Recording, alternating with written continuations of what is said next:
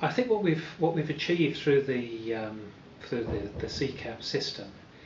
is well, we've addressed most of the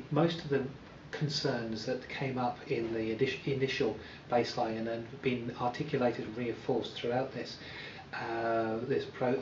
the process. The concerns around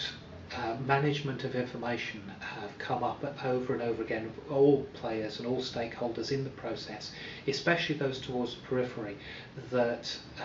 up until now the curriculum design process and even the approval process has been largely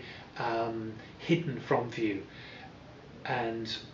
by providing a system that's online within the environment accessible to all staff, we've been able to open that up.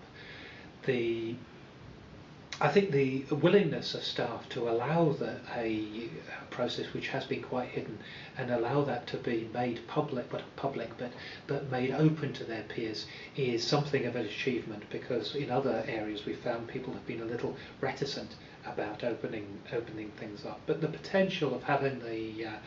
all of these designs, even at early stages, is quite significant. We've also built a system that is flexible and comprehensive, certainly within the context of the existing processes and existing systems. The information all the information that was gathered before by the different instruments that the different departments and faculties use, all that has been brought together and is in fact being extended with the addition of a business case and further more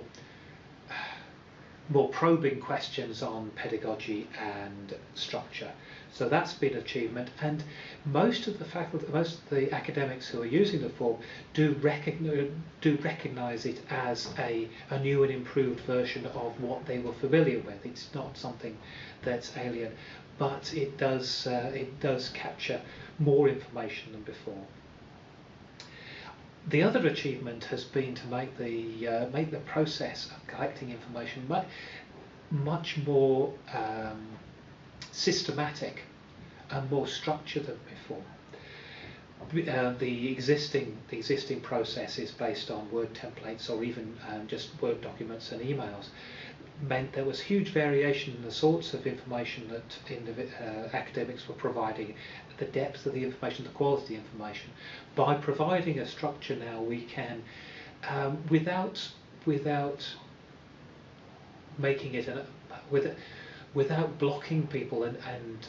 hectoring people who are filling out the forms, we can provide a structure which makes it much easier to lay out, for example, the learning objectives in a structured manner and then link them to assessments in a way that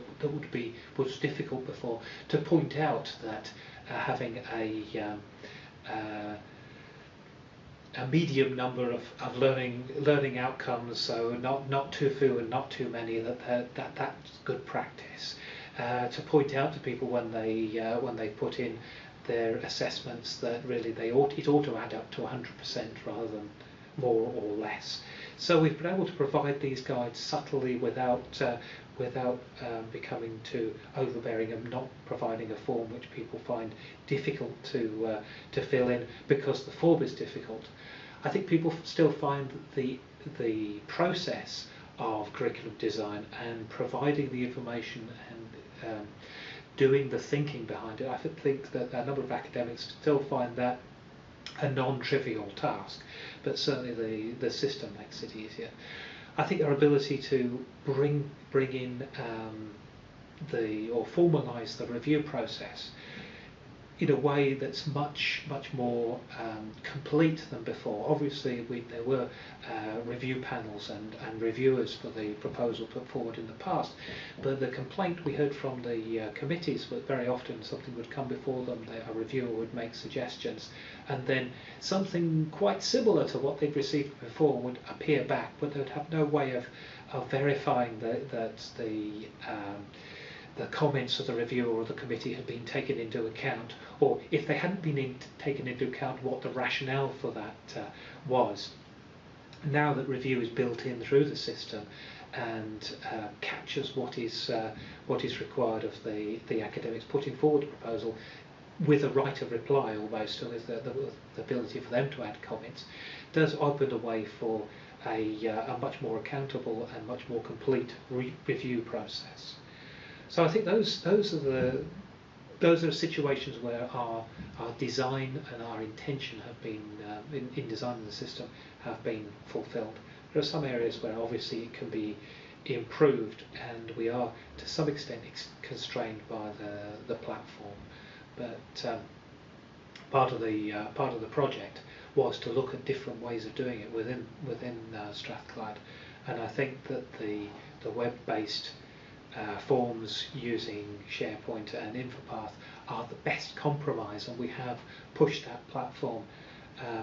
really as far as I think we can go without having to write any